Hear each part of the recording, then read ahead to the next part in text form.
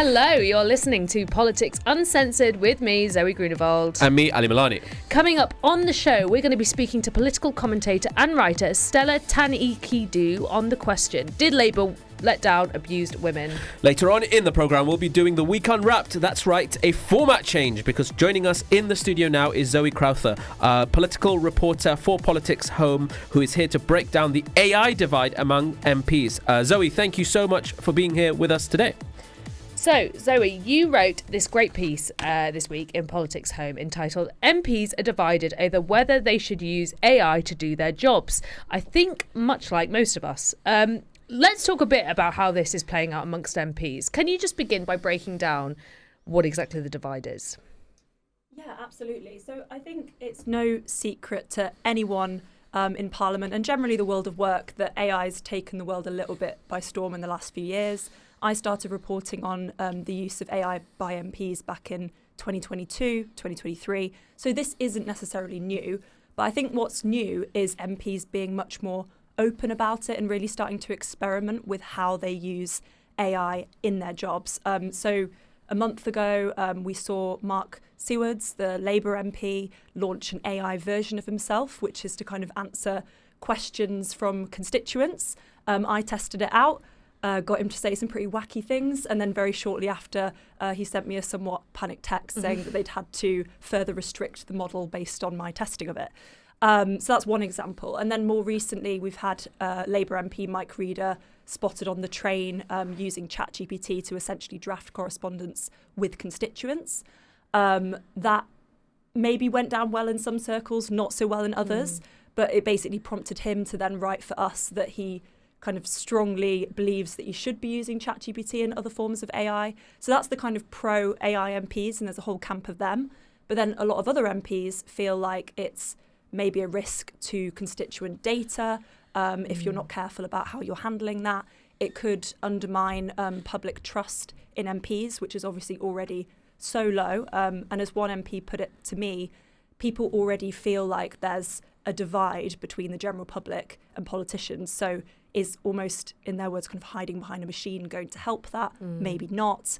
So there are all kinds of debates going on. And the piece that I wrote this week essentially just kind of spoke to different MPs across that divide, what they were thinking about it, and also had various MPs express their cynicism, I suppose, about some of their colleagues' uses of it and whether actually it's helpful at all and whether it can actually end up taking up more time, not less. Do you think there's an age divide between who's using? Is it the case where younger MPs are a little bit more open and liberal to the idea of using new technology, whereas older MPs, and let's be honest, the majority of them are like 132 years old, are they less likely to use it?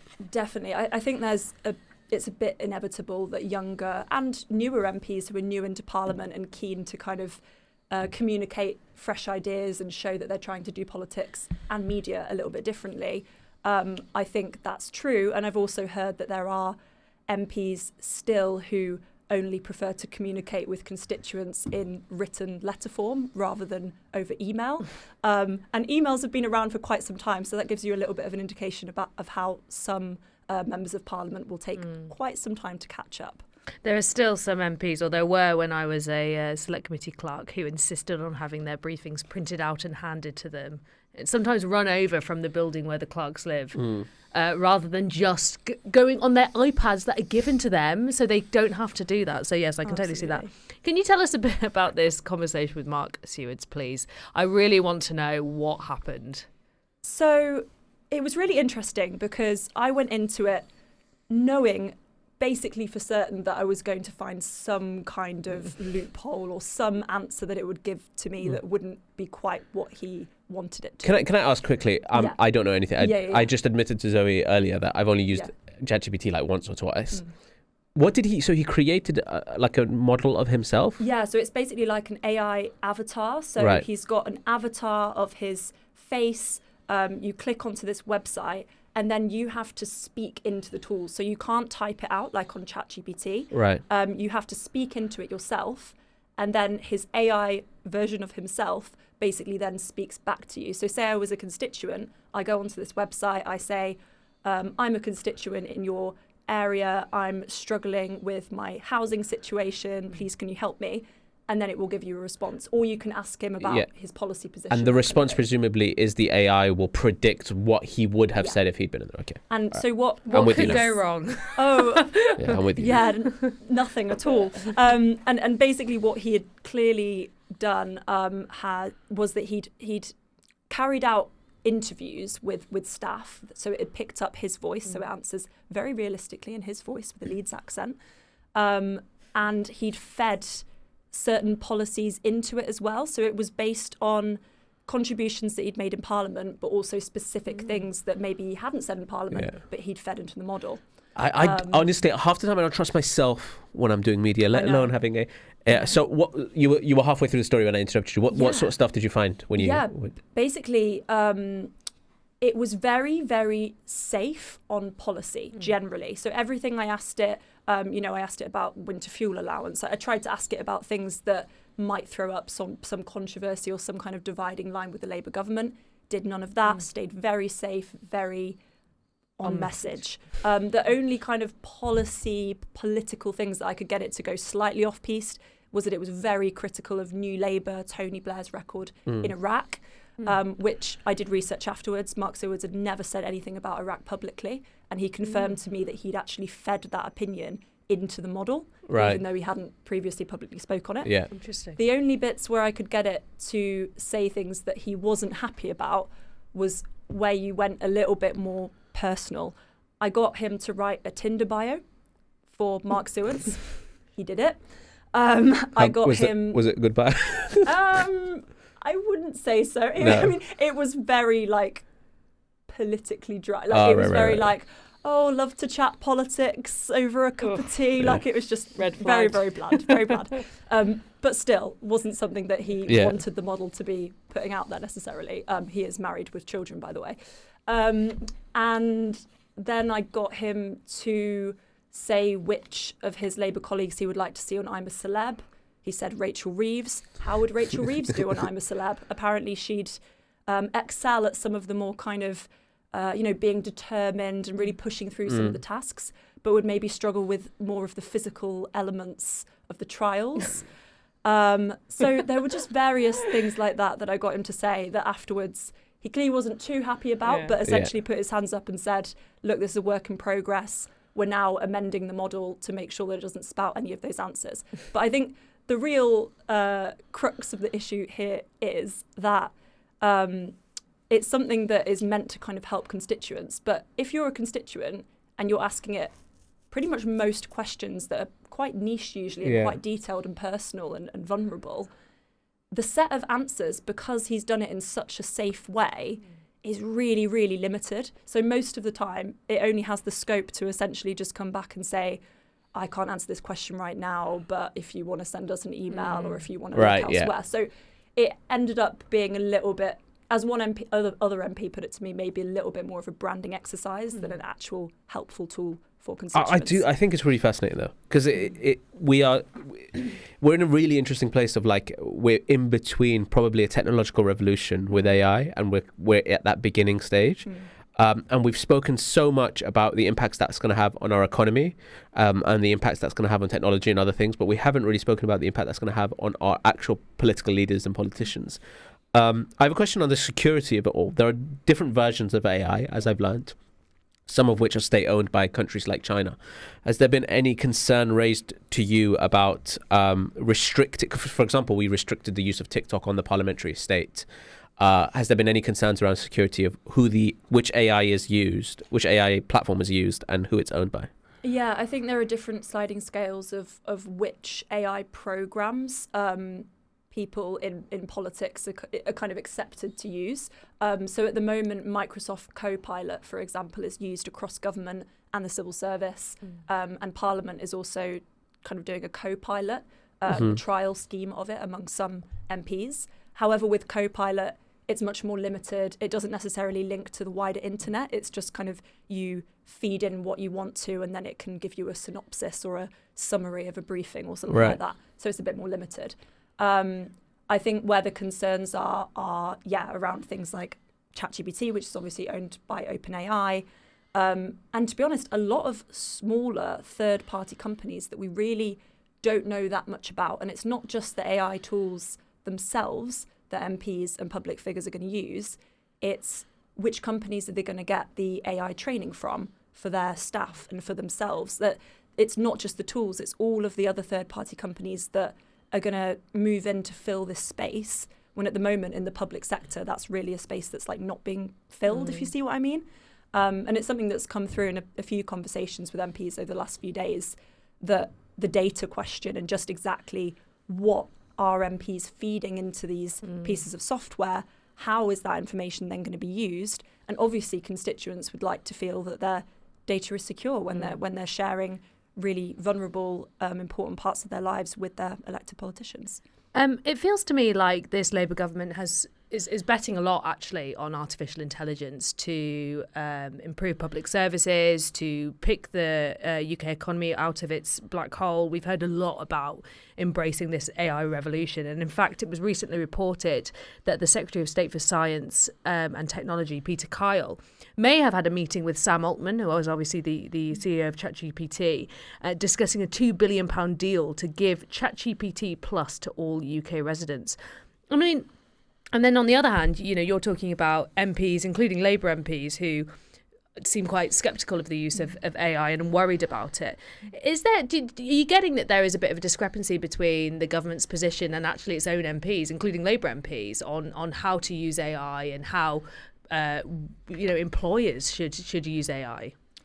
Yeah, absolutely. And I think realistically, most MPs and probably most people in government, if they were being realistic about it, know that AI in general cannot be a silver bullet for all of the many problems that this country is facing. Best case, it's a very handy productivity tool, just in the same way that the internet, emails, I mean, all of those things did fundamentally change the way we work and the way we communicate. But ultimately, the most important thing at the heart of that will be what politicians are setting out to be the vision for the country and how they deliver that vision and how that actually makes an impact on people's lives. And I think at least in the near future, things like ChatGPT aren't going to fundamentally change that. And it's certainly something that comes through when you're talking to MPs about how they use it. At the moment, it is still limited. And if they do use it to kind of help draft correspondence or help draft their speeches or things like that, they all insist that they're still having those human checks done, that they still take as much time to do all of the due diligence. So if anything, it actually almost ends up taking up more time at the moment. And only as the tools improve will the regulation then try to catch up with that. But I think what the government is trying to do is trying to show that it can be a little bit ahead of the curve on it compared to, for example, with social media, where it did feel like social media kind of took the world by storm and government took, if not years, maybe even decades to actually catch up. I mean, the Online Safety Act has only just come into legislation. But it is interesting as well. I mean, it occurs to me that one of the things that I think people feel about using ChatGPT in work is it's almost like a shortcut. It can be lazy. And I think some of the concerns, particularly about, the MP Mike Reeder using ChatGPT, or some of the criticisms was that it's, as you say, people already think that their MPs don't really care about them. If you're just shoving caseworker or constituent emails into ChatGPT and getting responses, it feels like almost lazy. But as you say, it is a productivity tool, and MPs are always complaining about being overloaded with casework. I mean, how much of this do you think is just a cultural issue that needs to be overcome? The idea that MPs should be working all hours as hard as they can, otherwise they're not really putting in enough effort. I think it's something to pay really close attention to make sure that these tools aren't being used in the wrong way. But I think fundamentally the problem isn't necessarily with the tool itself, it's how people use it, right? It's how people might use shortcuts where they shouldn't, or how people might, or how regulation doesn't kind of catch up with technology at the pace that it should.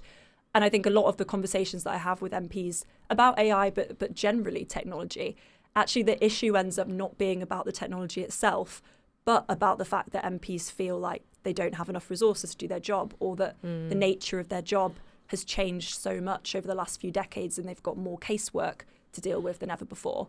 That was something that really came through, and so many MPs were saying, look, I get this is about AI, this is a story about AI, but can you just make the point of we need double the staff budget, or we need and a lot of them felt like some of their colleagues were almost being backed into a corner of having to use AI because those resources aren't there for them. Do you think right now there's no limitations, no regulation about what MPs can and cannot use as it relates to AI, right? No. So if an MP wanted to stick a constituent's information into the AI system owned by the Chinese state, they could do that. There's no regulation in Parliament against it. I don't actually know specifically as to the regulation around constituent data. I can't give you an answer to that right now.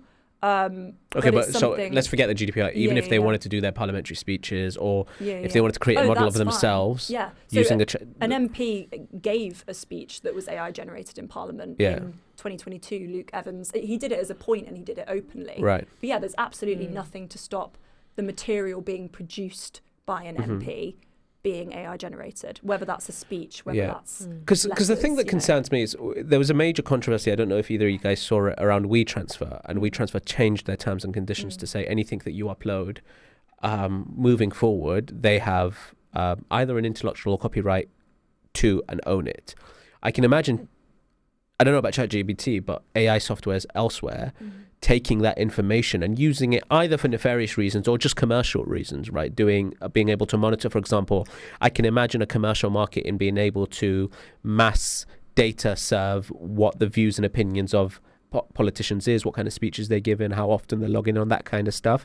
No regulation for that whatsoever. And if so, surely we're going to need to move on it. The question is, are we going to move as slowly we did with social media and take 10 years to do it? Or it really remains to be seen. The artificial intelligence bill was something that had been much touted by Labour figures, including the Secretary of State, Peter Kyle himself. We now don't really know when the AI bill is going to actually come down the track. We know that originally it was going to be quite limited in scope anyway. Will that scope be widened? Will it be lessened even further? That is all still up in the air. And there's a lot of kind of safety campaigners who are concerned. I have about one last that. question, Zoe, if that's all right. You guys are both journalists. How often do you guys use it, or your colleagues? Maybe you don't want to talk about yourselves, but your colleagues. Is it widely being used? I fully admit that I use it a lot. And I think that's actually really important for me too, because it's an area that I've been reporting on a fair amount.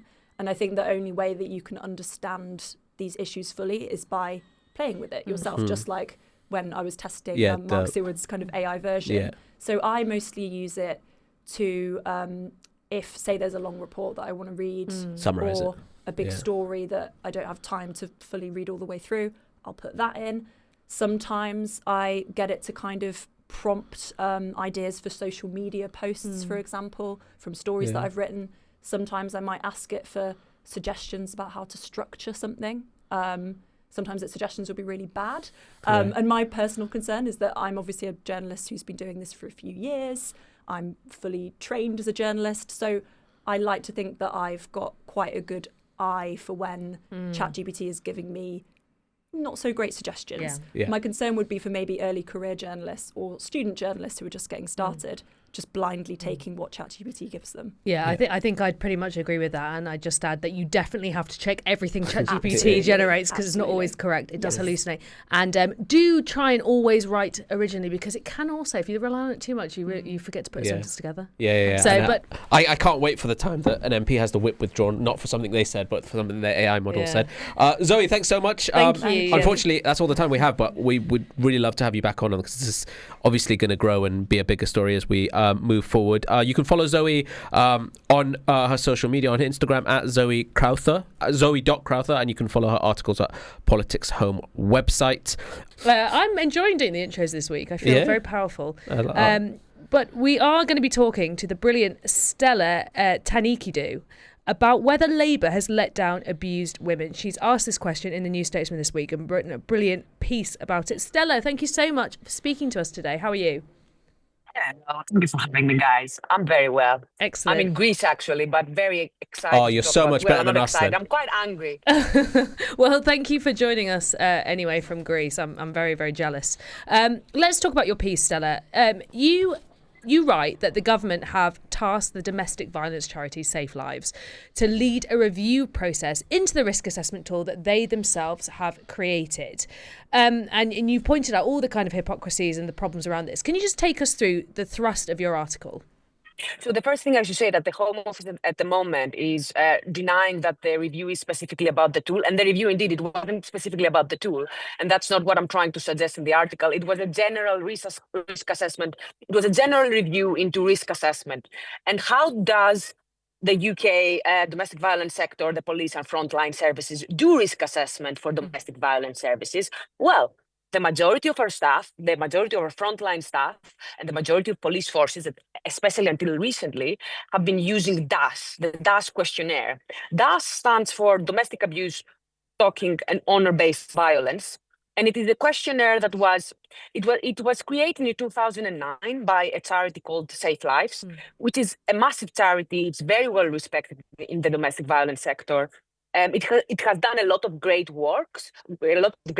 And one of the amazing things that they did when they first started with us is they said, we're going to create a system where organizations can speak to each other so that they can alert each other, so you can alert the police of the seriousness of a specific case. And to give something for caseworkers to work through. However, DAS is not validated as a risk assessment tool. And that is why wherever you go online, on Safe Lives website, you will see it being referred to as a questionnaire. But everybody in the sector where I used to work for a big criminal justice organization, one of the biggest government service providers in the country. I was head of policy, and everybody would refer to DAS as a risk assessment tool. Now, what happens is that DAS works as a sorting hat to identify the women who are at most risk. So depending on the score that you get on this questionnaire, a woman is going to be given more help and resources, for example, being sent to being given a spot at a domestic abuse shelter, or they will be told, it's okay, we will check in with you again, but you are free to go home, you are free to go on and continue seeing your partner or your boyfriend or whatever else. Now, what this means is that you've had a lot of cases over the years. Now, we're talking about since 2009, where a lot of women will have been identified as low risk or medium risk when in fact they were high risk. And how do we know that? We know that because study after study from reputable institutions, British and otherwise, have shown that DAS doesn't work the majority of times. 49% of the cases, they fail to identify them. It is even worse, it is over 80% wrong when it comes to high-risk cases. So that means that in the majority of cases where a woman is in high risk of being killed by her partner or by a family member or whoever else, DAS cannot identify them as high risk. And what this means is that then you will have frontline staff members who want to help these women, but they don't have a way of convincing whoever that is in control of the resources to help them and to give them further help. So, Stella, if you could just inform me a little bit. So the government's review, they're not reviewing DAS itself, they're reviewing risk assessment as a whole. So is the suggestion that the government should replace DAS, use a different system, use a different questionnaire? The government knows DAS needs to be changed. Jess Phillips is on the record saying that it needs to be changed. I think what happened is that when I went to this story first to the BBC back in November, and over the next few months, the government will have received hundreds of FOI requests. And I think that what happened is they realized that, they're actually seriously looking into DAS. We need to do something about this now. They knew that it doesn't work. They just weren't doing something about it. And there are other alternatives out there. This is what enrages me. And I think that the reason why this has not been changed is because in the charity sector, it's generally quite difficult for one charity to go against each other. It's quite difficult for the government to say anything about it, especially when you're talking about domestic abuse charities. These are not charities which are used to being criticized. These are charities which are used to, pointing the finger at other forces, which for sure should be taking a lot of the blame. But there are other alternatives. So there is clearly something wrong with that organization itself, which is the one that's been promoting this tool as best practice. And basically they are saying, other organizations are free to use something else. No, that's not how it works. because your commissioners want the people who are paying these frontline services, which are so absolutely necessary, so needed. Nobody else is going to do their work if they don't do it. If you are not doing what is considered best practice, then how are you going to get your next contract? You won't get your next contract. So these women that you're helping right now will just get no help at all. Yeah. Stella, can you tell us what specifically is wrong with the Dash questionnaire? What is it that is meaning that women who are low risk, medium risk, high risk are all being, let down by the system? It's not just one thing to begin with. It's not just one thing. It has never been validated as an actual risk assessment tool, which to begin with makes it a big problem, because if it is not validated officially as a risk assessment tool, then why is it that it is being used as a risk assessment tool to decide whether somebody gets more help? And if you ask Safe Lives, which a lot of journalists have put these questions to them by now, what they have said, and they have told that to the BBC as well, is that it is not meant to be a complete risk assessment tool, but this is how it is used. And the reason why all of these sort of risk assessment tools started is because we realized, like, much like a doctor will be biased if they have to, when they do an examination, whereas if you use, for example, an AI, they would be able to tell you, to give you a better answer. Frontline staff should not just trust their instinct. Their expertise is very important, especially when it comes to cultural issues, and thus does not cover. It hasn't been updated since it was created, basically, and Safe Lives has recognized that. So a lot of cultural issues, like, for example, it asks questions about pets or children, but it doesn't have any questions about religion, which is very important in a lot of domestic abuse cases. It hasn't been updated in all of these situations, and it depends a lot on it doesn't correct for the bias of the person asking the questions, and it doesn't correct for the fact that the victim will want to hide a lot of answers for the person they're talking to. But there are a lot of things. It's not just one thing. And every organization you ask, they will tell you something different. But what's important is that there is an alternative out there. There are many alternatives out there. And I just want an answer for why Safe Lives have not updated their tools. And I find the fact that they're abdicating their responsibility to be so pathetic when it is women's lives that are in danger. And we know that there are at least 50 women from the investigation that the Telegraph did, which they only asked about 10 police stations around the UK. There are probably hundreds more cases. They found at least 50 women who died because they were marked as low or medium risk by DAS, and then they were returned back to their abusers. So, Stella, my question, it's very clear to me, the data is pretty clear that the system isn't working, that Dash isn't working. And some of the surveys I'm looking at and the studies go back to 2022. So we've known this for a while. So I'm trying to figure out who is benefiting here. Why have we not just replaced this system? Government, it can be everything from incompetence to malice. Is it Safe Lives that is benefiting from the continued use of Dash? I'm trying to get to the root of why this hasn't been changed already. I mean, the Safe Lives CEO has stated in Reuters that the problem is not Dash, the problem is police officers' values and behaviours. So clearly that CEO and Safe Lives is kind of sticking their fingers in their ear. Is it them that's benefiting? Is it government? Who is blocking any change? And it's shameless that she said that. It's such an abdication of responsibility. If that is the case, then why have they not tested their tool? Why would they not officially go and officially do some research on your own tool, publish the research? Because the research that's out there doesn't say what you need is more training, which again is very shameless. Do they receive money?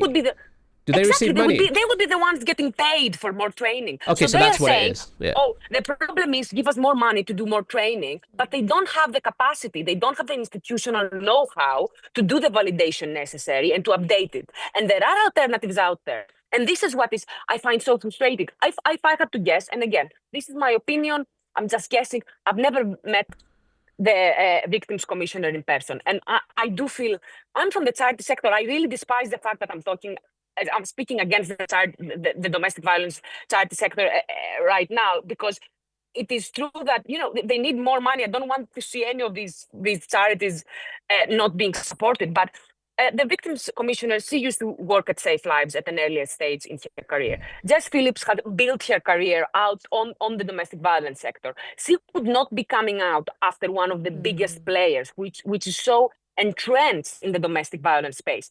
And this is why it is so problematic. There is such a conflict of interest that they keep on giving Safe Lives so much power and so much influence, and they are handing them these massive contracts. This year they handed Safe Lives a £53 million contract, not for dust, by the way, for something different, and without it going into tender. And I'm all for civil servants not being bogged down by bureaucracy and trusting charities who have been proven to do good work, who have performed at a high standard.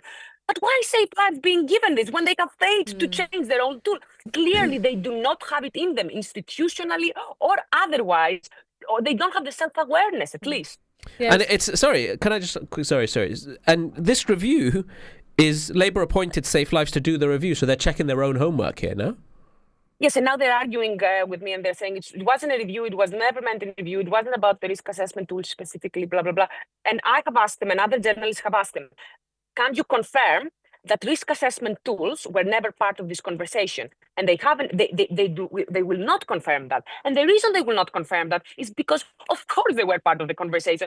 And I have seen emails from other organizations where they are referencing risk assessment tools from one of the first meetings that they had for this project gathering insights and whatever else they want to call it, which tells me that they were talking about risk assessment tools. Because how could you not be talking about risk assessment tools when you have, I've seen a letter from the Home Office, which literally says, this is to look into how we identify, assess, and manage risk. How do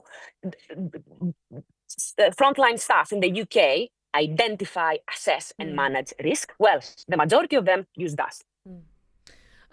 There are a lot of issues here in this particular case. Obviously, procurement is one. Obviously, potential conflict of interest there. You speak about Jess Phillips having worked in the charity sector. No, not Jess Phillips, the victim commissioner. And I think that for Jess Phillips, it's just more difficult because she's from the sector. So it's hard when it's the people you've been campaigning with for a long time. It's very hard to just go and criticize them and.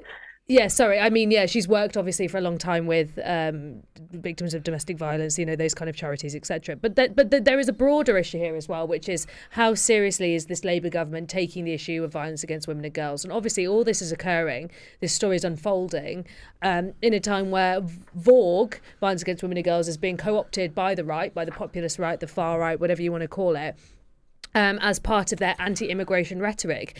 How key is this? I mean, if Labour are, Labour have pledged to half instance of violence against women and girls, it doesn't necessarily. How do we track that? But more broadly, stuff like this obviously plays into the far right's hands, does it not? It shows that this is a government that isn't really taking the issue of VOG seriously.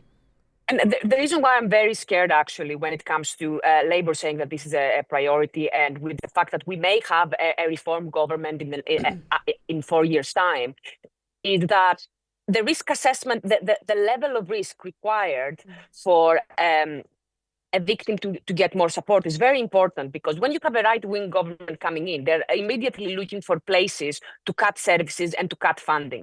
And the easiest thing you can do to cut funding from the domestic violence sector is to say, I'm going to keep the risk level for when you need to escalate low, so that the police doesn't have to act further. We don't have to find a space for these women in the domestic abuse shelter. And all of this without looking like you are basically cutting money from domestic abuse services, without looking like you're harming your domestic abuse agenda. And this is why it is so important for the Labour Party to get this, to pin this down right now, because if they don't, we will be in a very dangerous situation 4 years down the line. I bet you a reform government will be very happy to see more money leaving the domestic abuse sector and going into wherever else they want to go. Stella, I'm still a little bit stuck on, you said 50 women have died as a result of being sent back into with their partners as a result of failures in being able to identify the level of risk that they have back home. That's national. That's got to be a national scandal, surely. It's going to be bigger than Horizon, and a lot more are coming at the moment. There are a lot of investigations going on at the moment. This is 50 women from the requests, the FOI requests that the Telegraph did in just 10 police stations in the UK, just 10. There are going to be hundreds of victims. And their families are not only now realizing that the reason why the cases of their family members were not escalated, the reason why they were not being able to get help is because of this questionnaire, which is being used as a risk assessment. But it's one thing if we don't know that the questionnaire doesn't work, but we do know that the questionnaire doesn't work. So every woman that's failed, it's not just a systematic failure. It's, I don't know what to call it. Willful ignorance, a national scandal, essentially throwing women into areas where they are going to be killed by their partners because there is a refusal to act on a questionnaire that we know doesn't work. Exactly. And I'll tell you why I realize that this is a massive scandal and that this is an actual story. This is not just a dysfunction in one industry. I was working for a criminal justice society when I found out about gas, and I invited someone else who had created another risk assessment tool. There was this German startup called Frontline, who were doing a new risk assessment tool, and they came to present it to us. And that's how I realized how bad DAS is, because that's when they told us DAS is correct just 51% of the time. Their tool was 80 to 98% of the time correct. And it's super easy to use, and they were willing to give it to us for free because they wanted to trial it. They were going to give it to us for free. And I asked around in my organization, oh, can we just use it then? Shouldn't we just use this one? This is so much better. And they said, well, no, that's not how it works. We have to get permission from the commissioner, and we would have to trial it alongside us. And it was a whole host of problems. And then the BBC did hundreds of FOI requests to see whether DAS is actually required in the contracts of these services when they're being commissioned. And it is written in the contracts that they use DAS. Stella, final question before we go, if you could be quick, please. Where are we at now? What is coming from the government on this? I mean, if you say journalists are increasingly sniffing around, is this something that they're going to sort out quickly, do you hope? Or is it going to go on and on? They can. If they want to, they can. That's what Germany did. That's what Malta had to do. But Malta couldn't do that because they had to be sued to do that first. So maybe our government can just do the mature thing. It's very easy. Just go out there, get another risk assessment tool, pick whichever one you want that's better. The police is using data. It's not amazing, but use another one. Just do it. Okay, thank you so much, Stella, for joining us. That was Stella Tsantekidou. She was writing in the New Statesman this week about whether Labour have let down abused women. Right, we're rounding out the show today with the week unwrapped. Yes, with recess nearly over, Nigel Farage and the Reform Party have been dominating the news over summer. Now, the question is, while they've been dominating the news, what on earth have the government been up to? Are the other parties simply dancing to Nigel Farage's tune and giving him space on the airwaves? According to analysis in Playbook PM, which is, if you don't know, is Westminster's insidery newsletter that every journo, hack, policy, wonk MP receives at about 5 p.m. every day during the week. Farage answered 45 questions from journos in 24 hours. That's more than Starmer has all recess. Farage has also been on Question Time 36 times, which is outrageous, whilst Corbyn, in 42 years as an MP and party leader for 5 years, has only been on, reportedly, 3 times. I mean, part of this is media bias, right? Yeah. But I often have this argument with people, because they say, just ignore Farage. If you ignore Farage, he'll go away. And the media is complicit because they're always giving airtime to Farage. And it is true. You know, I've worked in a news organisation, an online news organisation, where they constantly want copy about Farage reform. But the reason is because people read it. People love reading and learning about Nigel Farage. And when people refuse to pay for journalism, and the way journalism makes money is by clicks, because through advertising or whatever, they have to produce stories on things people want to read. So it's a vicious circle. The more we report, the only way these media organisations can survive is by reporting on Farage and getting clicks. And that feeds people's interest in Farage. And it's just this vicious circle, which is obviously going to, it also gave rise to Donald Trump. Yeah, so I ironically enough, I am critical of the amount that the media is Trumpifying Farage. I do think that's a bit of a problem, because you create a sort of self-fulfilling prophecy, an endless cycle of you give him more coverage, and then you say people want to see more of him. But it's because you've given him more coverage that people want to see more of him. But I don't actually think.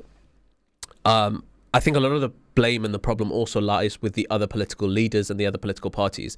Farage doesn't just get on the news and get on the media. He knows how to use it effectively. He knows how to feed new pieces of information in. He knows how to be disruptive in the media. And he definitely knows how to blend a level of entertainment and populism with his messaging. The problem is that other political parties, and certainly the Labour Party, have struggled completely and in some cases refused to provide an alternative story. I've said on the show previously, I'm a big believer, and have been for a long time, that the art of political communications is about competing stories. They tell one story, we tell one story. Whichever story is more enticing is the one that voters go for. It's how human beings literally understand the world around them. Is through stories. That's why from the age of 3 to 4 years old, we're told parables about how to behave. Now, the only reason I say that is because this week, as Farage did his whole deportations and we need mass deportations, the Keir Starmer, as the Prime Minister, I don't know where he was, refused to condemn it, refused to resist that messaging. Well, not only that, he also put out videos and things on his social media with, I would say, pretty racially loaded photos of men being bundled into police cells. Yeah, he's put 4 photos of and called for the fact that he has removed more people in office than the Conservatives did in the final year or whatever, and all 4 photos are of black men. And I mean. The problem, how many times have I bashed my head against the wall, and you have on this show? You're not going to out Farage. You're not going to out right-wing populist people like Lee Anderson, right? The more space you give them, the more they dominate you. And all you do is, if you put a photo of a black man in handcuffs being led into a police cell while all this rhetoric is going on, is that you are basically saying, this is a problem. Yeah. These people we need to look out for them. We need to bundle them into police cells. And in what world, this is what I just can't understand what's going on at Number 10. In what world do they believe that ceding that ground, that there is a problem with these migrants and these people that look different and sound different to us being in the country, in what world do they think that the end of that communication strategy will lead to reform voters going, Keir Starmer's the one that fixes that problem? No, absolutely. Okay, look, we're going to move on. Lunacy. We've got 2 more stories we want to get to before the end of the programme. Next is on energy price cap increase. Ali, take us through this. Yeah, gas and electricity prices will rise by 2% for millions of households under the latest cap announcement by energy regulator Ofgem. This doesn't bode very well for the government, who made key promises to keep the bills down. That 2% on average, I think, equates to £35 for millions of households. Zoe, how long can this go on for? How long can water prices, energy prices continue to go up while in essence, monopoly continues to exist in our country over these services? It's outrageous. Do you want to know how much my Thames water bill is? Yeah. £75 a month. That's insane. And by the way, it's the most incompetent company in the history of the world. But do you know what else it's doing? It's making me absolutely paranoid that we've got a leak somewhere under the floorboards, because I can't believe it's that much. But it's outrageous. And, all of this is in the context of potentially, conversation about tax rises. We also know that food price inflation has gone up massively, and that is only going to get worse with climate change. I mean, there's always a knock-on effect with food prices. I think we had one of the driest summers yet. So the prices of all these things are going up and up. What can the government do about it? I mean, part of this might be a job for the regulator, but ultimately...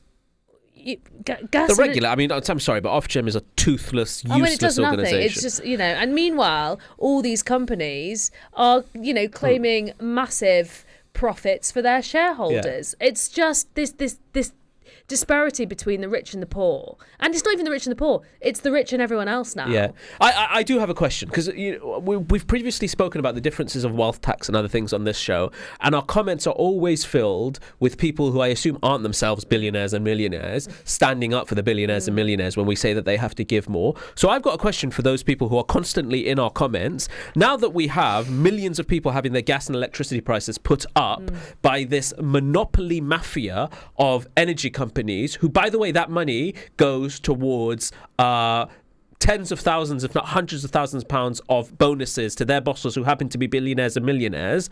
Where is your outrage then? It's remarkable to me that people who aren't in the very richest of our society will be outraged by the fact that we say that those with the broadest shoulders should carry more of a burden in times of crisis. But when those with the broadest shoulders, the very richest in our society, continue to punch us in the face and continue to raise energy prices, gas prices, water prices on ordinary people and millions of households, fucking silence. Yeah. I would also add that for the anti-net zero brigade who will come and say, oh, well, this is all because of renewables. Actually, we know that the gas prices are tethered to the global market. And while we're still reliant on Russian oil and gas, we are still going to be tethered to those higher prices. So even more of a reason for Ed Miliband to continue investing in renewables. A different Ed did a thing, didn't he? He did. Davey. Oh, he's always doing a thing. Ed Davey is going to boycott the banquet for Donald Trump's state visit next month to send a message to the US president over the humanitarian crisis in Gaza. Look, it's a very noble thing to do, and we talk about the crisis in Gaza a lot, and we feel very, very strongly about it on this show. But do you really think that Trump cares what Ed Davey does, or do you think he actually even knows who he is? No, probably not. But also, fair enough to Ed Davey. I mean, look, I'm not a huge fan of symbolic moves, but at least he's doing something. Like, at least he's it's an extra news cycle of the genocide going on in Gaza. I don't really understand people who are always super critical of like symbolic moves. He's a politician in opposition. He can't actually pass legislation. No. He's not in charge of foreign policy. And so in a world where politicians love this kind of shit of going to these state banquets and feeling important and wearing those tuxedos, he's doing something. Is it going to change anything? Probably not, but at least he's doing something. I think that's true, and I think what we do need is a vocal opposition in Parliament that has a degree of influence, which the Lib Dems do. You know, they have a number of seats now who can be vocal on Gaza, because we know that Labour has equivocated far too much. We know that Kemi Badenoch, we know where she sits. We know where Reform sits. So I feel like it is important that we have that voice in the Lib Dems. Unfortunately, do I think it's going to make any difference to Donald Trump's approach in Gaza? The only thing that's going to make a difference to Donald Trump's approach in anything is just the last person he happened to speak to that day might bend his ear. Yeah. But he doesn't, I don't think he has any moral backbone or intelligent calculation going on in that brain. Also, there's lots of conspiracy theories about his health. Have you seen on socials? No. There's bruising on his hand, swelling of it. Spread some fake news? Why not? Yeah, go on. So there was swelling. We don't have much time, but there was swelling on his feet, and there was all these questions about whether that's linked to heart disease, because that's a symptom. Obviously, we don't know that, and the White House has quickly shut that down. But recently, he was pictured with quite a big bruise on his hand, like he's had a cannula. Oh, okay, very interesting. See. Although I will say, Davey, I wonder if it also, as well as Gaza, there's a long list of things I would rather do than go to a state banquet with Donald Trump. Don't you just want to try the food? No. Oh. Okay. Never mind.